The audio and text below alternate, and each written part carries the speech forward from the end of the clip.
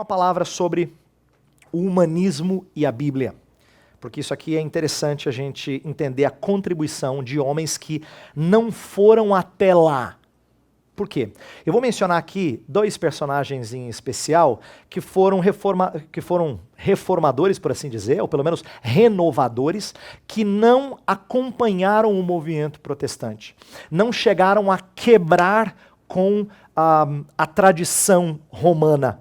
Então permaneceram na Igreja Católica, mas foram fundamentais para não só dar o impulso para algumas coisas da Reforma, mas porque eram críticos da Igreja.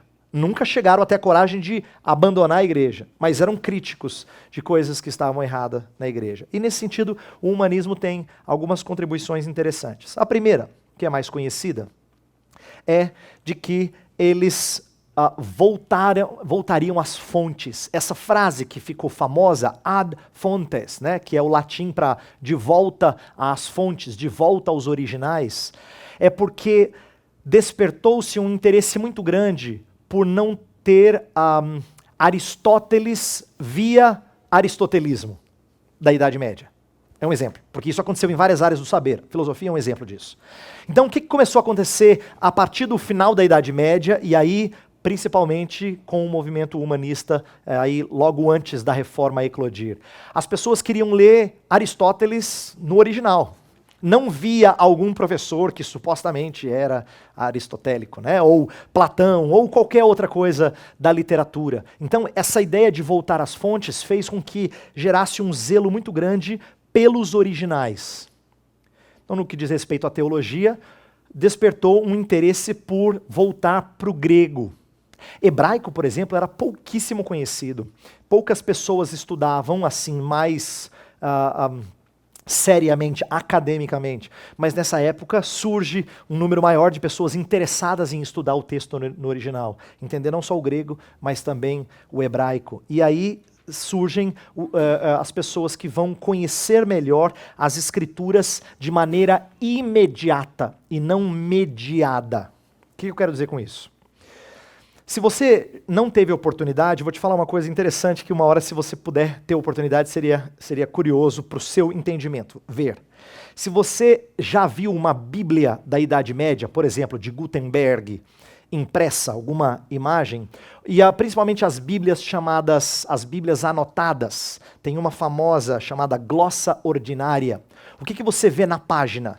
Você vê os textos sagrados espaçados com comentários bem pequenininhos entre cada linha da Bíblia.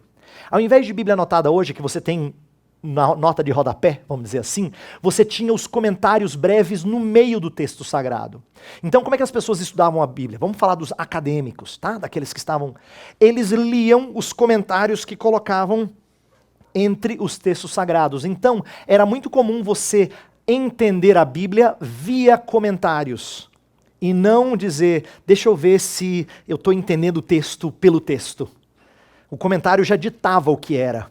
Então, em relação a várias doutrinas que já estavam manchadas pelo entendimento romanista, as pessoas já liam a chamada glossa, que eram os comentários. Esse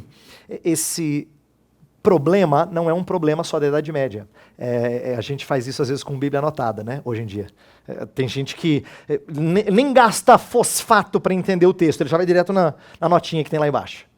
Quer dizer, ela não é em si ruim, eu não estou dizendo que anotações são maléficas, não devemos usar nunca, mas que às vezes ela vira uma muleta ruim. Isto é, a gente não aprende a pensar sobre o texto, né? A gente vai direto para aquilo que alguém já explicou. É igual dizer assim, quando o membro da igreja chega para você, se você é pastor, e fala assim, pastor, o que o senhor acha disso? Por que ele está fazendo essa pergunta? Qual é a sua opinião sobre tal coisa? A gente gosta de ouvir a opinião do pastor falando de tal, do pregador falando de tal, do palestrante. Por quê? Porque tem autoridade.